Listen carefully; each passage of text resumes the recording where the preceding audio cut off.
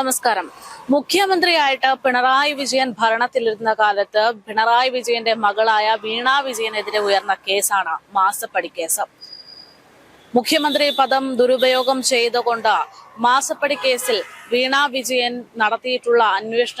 നടത്തിയിട്ടുള്ള പ്രവർത്തനങ്ങൾ വലിയ രീതിയിൽ അന്വേഷിക്കുകയായിരുന്നു. പക്ഷേ വീണ വിജയനെയും പിണറായി വിജയനെയും ഒക്കെ ചോദ്യം ചെയ്യുക എന്നുള്ളത് ഇഡിക്ക് മുന്നിൽ വലിയ കടമ്പയായി. പലപ്പോഴും ഇഡി എത്തി അന്വേഷണം തുടങ്ങി എന്നൊക്കെയുള്ള വാർത്തകൾ പുറത്തു വന്നപ്പോഴും കേരളം ഭരിച്ചിരുന്നത് പിണറായി ആയതുകൊണ്ട് തന്നെ അത് പലപ്പോഴും ഉണ്ടായിട്ടില്ല എന്നുള്ളതാണ് വസ്തുത. എന്നാൽ കഴിഞ്ഞ ദിവസം വളരെ അപ്രതീക്ഷിതമായിട്ടാണ് ആഭ്യന്തരത്തെ പോലും അറിയിക്കാതെ ഇഡി ഉദ്യോഗസ്ഥർ തിരുവനന്തപുരത്ത് ഉൾപ്പെടെ എത്തുന്നത്. തിരുവനന്തപുരത്ത് അടക്കം 12ഓളം ഇടങ്ങളിൽ വലിയ രീതിയിൽ ഇഡി അന്വേഷണം നടത്തുന്നു.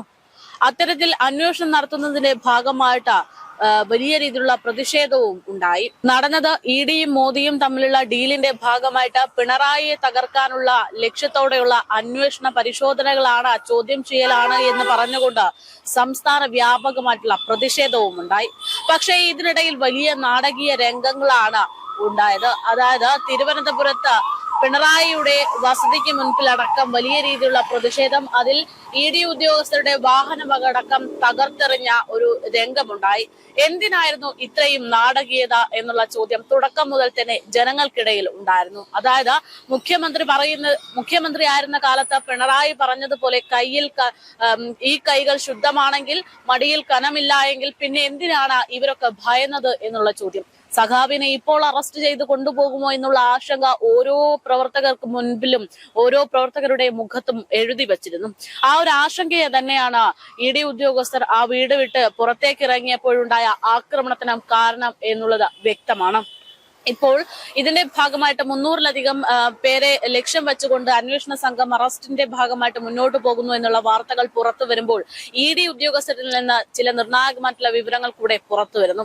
കഴിഞ്ഞ ദിവസം ഈ ആക്രമണമടക്കം നേരിടേണ്ടി വന്നിട്ടുണ്ടെങ്കിലും തങ്ങളുടെ അന്വേഷണത്തിൽ തങ്ങൾ പൂർണ്ണ തൃപ്തരാണ്. കാരണം പിണറായി വിജയനെതിരെ, ഈ വീണ വിജയനെതിരെ ഈ പറയുന്ന മാസപ്പടി കേസുമായി ബന്ധപ്പെട്ടുള്ള നിർണായകമായിട്ടുള്ള തെളിവുകൾ ഇഡിക്ക് ലഭിച്ചു കഴിഞ്ഞു.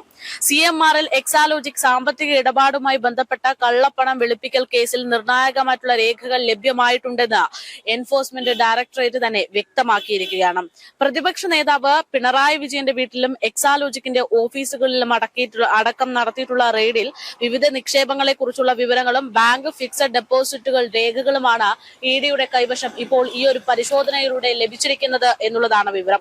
രേഖകൾ വിശകലനം ചെയ്തു വരികയാണ്. അത് വിശകലനം ചെയ്തു വരുമ്പോൾ സ്വാഭാവികമായിട്ട് പിണറായിക്ക് കുരുക്കും മുറുകും, വീണ വിജയന് കുരുക്കും മുറുകും, ഒരുപക്ഷെ മകൾ ജയിലിലാകും എന്നുള്ളത് വ്യക്തം.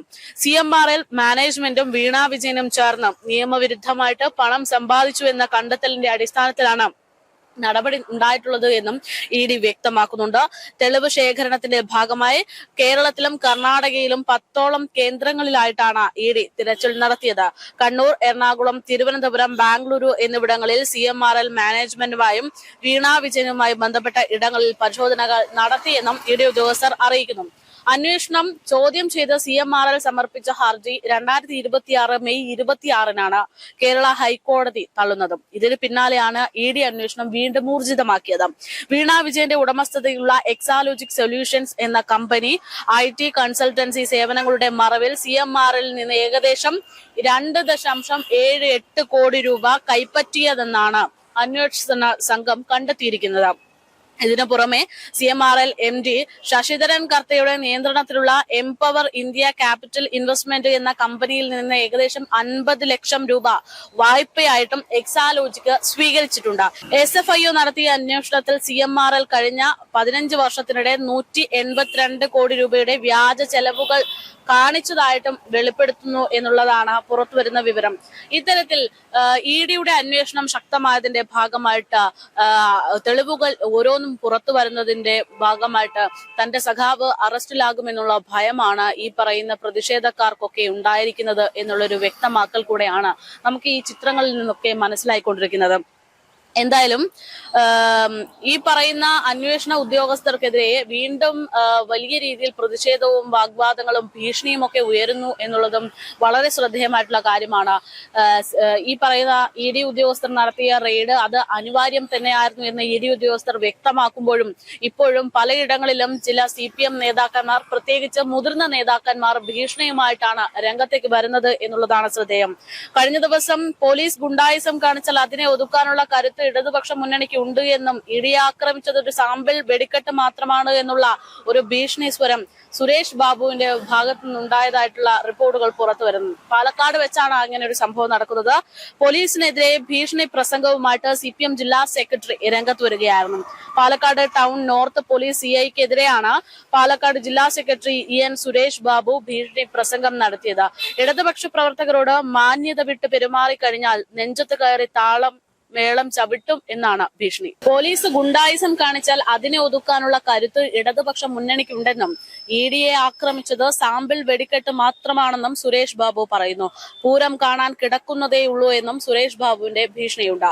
പ്രതിപക്ഷ നേതാവ് പിണറായി വിജയന്റെ വീട്ടിൽ എൻഫോഴ്സ്മെന്റ് ഡയറക്ടറേറ്റ് നടത്തിയിട്ടുള്ള റെയ്ഡിനെതിരെയാണ് ഇത്തരത്തിൽ പ്രതിഷേധവും ഭീഷണിയും ഒക്കെ അരങ്ങേറുന്നത് എന്നുള്ളതാണ് യാഥാർത്ഥ്യം. എന്തായാലും അന്വേഷണം തുടരുകയാണ്. 19ഓളം പേരെ ഇപ്പോൾ നിലവിൽ അറസ്റ്റ് ചെയ്തു കഴിഞ്ഞു എന്നുള്ളതാണ് റിപ്പോർട്ടുകൾ. പല തരത്തിലുള്ള നാടകീയ രംഗങ്ങളാണ് ഈ സംഭവവുമായിട്ട് ബന്ധപ്പെട്ടുണ്ടായത്. അതായത് എൻഫോഴ്സ്മെന്റ് ഡയറക്ടറേറ്റ് ഉദ്യോഗസ്ഥർ ചോദ്യം ചെയ്യലിന്റെ ഭാഗമായിട്ട് വഴുതക്കാട്ടെ പിണറായിയുടെ വീടിൽ സമീപത്തൊക്കെ എത്തുന്നു. അതിന്റെ ഭാഗമായിട്ട് അന്വേഷണം നടത്തി അവർ പുറത്തിറങ്ങുമ്പോൾ കേവലം ഒരു ഉദ്യോഗസ്ഥരായ അവരെ പോലും ആക്രമിക്കുന്ന തരത്തിൽ ഇഷ്ടികയെടുത്ത് കാറിലേക്ക് എറിയുന്നു, വടികൊണ്ട് തല്ലുന്നു, കൈകൊണ്ട് കാറിന്റെ ഗ്ലാസ് ഇടിച്ചു തകർക്കുന്നു.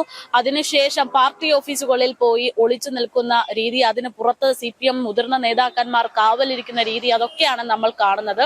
എന്തായാലും ഇത്തരത്തിൽ കാര്യങ്ങൾ മുന്നോട്ട് പോകുമ്പോഴും പോലീസിന്റെ ഭാഗത്തു നിന്നുണ്ടാകുന്ന നടപടികൾ അതിശക്തം തന്നെയാണ്. ഇപ്പോൾ പ്രതിപക്ഷ നേതാവായ പിണറായി വിജയന്റെ വീടിന്റെ മുൻവശം നോക്കിയാൽ കാണാം പോലീസുകാർ അവിടെ കാവലിരിക്കുന്നത്. മുഖ്യമന്ത്രിയായിരുന്ന കാലത്തും പിണറായി വിജയന്റെ വീടിൽ, കണ്ണൂരിലെ വീട്ടിലടക്കം, അതായത് താമസമില്ലാത്ത കണ്ണൂരിലെ വീട്ടിലടക്കം പോലീസ് സംവിധാനങ്ങൾ കാവലിരുന്നിരുന്നു എന്ന് പറയുമ്പോൾ അത് മുഖ്യമന്ത്രിയായിരുന്ന കാലത്താണ്. പക്ഷെ ഇപ്പോൾ പ്രതിപക്ഷ നേതാവായിരുന്ന കാലത്തും പിണറായിയുടെ വീടിന് മുൻവശത്ത്, പ്രത്യേകിച്ച് വാടക വീടിന് മുൻവശത്തടക്കം പോലീസ് സംവിധാനങ്ങൾ നിലയുറപ്പിച്ചിരിക്കുന്ന ഒരു സാഹചര്യത്തിലേക്കാണ് കാര്യങ്ങൾ എത്തിയിരിക്കുന്നത്.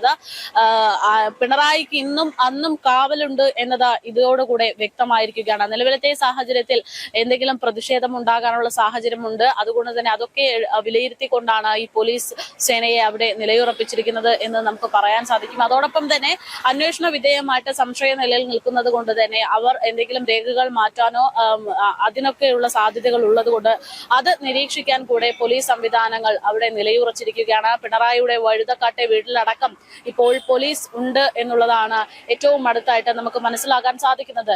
എന്തായാലും വളരെ നിർണായകമായിട്ടുള്ള വിവരങ്ങൾ പിണറായിയുടെ മകൾക്കെതിരെ വരുമ്പോൾ സ്വാഭാവികമായിട്ടും ഒരു അച്ഛൻ കഷ്ടപ്പെട്ട ഇത്രയൊക്കെ പ്രതിഷേധങ്ങളും ഇത്രയൊക്കെ നിയമങ്ങളെ വെല്ലുവിളിച്ചുകൊണ്ടുള്ള പ്രവർത്തനങ്ങളും ഒക്കെ നടത്തിയത് വെറുതെയാകുമെന്ന് തോന്നുന്ന തരത്തിലാണ് കാര്യങ്ങൾ എത്തുന്നത്. ED നൽകുന്ന സൂചന പ്രകാരം പിണറായിയുടെ മകളെ കൂട്ടാനുള്ള എല്ലാ തരത്തിലുള്ള തെളിവുകളും ലഭ്യമായി കൊണ്ടിരിക്കുകയാണ് എന്നുള്ളതാണ് ED നൽകുന്ന സൂചനകളിൽ നിന്ന് വ്യക്തമാകുന്നത്. ഇനി ആ വിശദമായിട്ടുള്ള പരിശോധനകൾക്ക് ശേഷം ഒരുപക്ഷെ വീണ വിജയനിലേക്കുള്ള അറസ്റ്റ് അത് തന്നെയാണ് ലഭ്യമാകുന്ന സൂചന.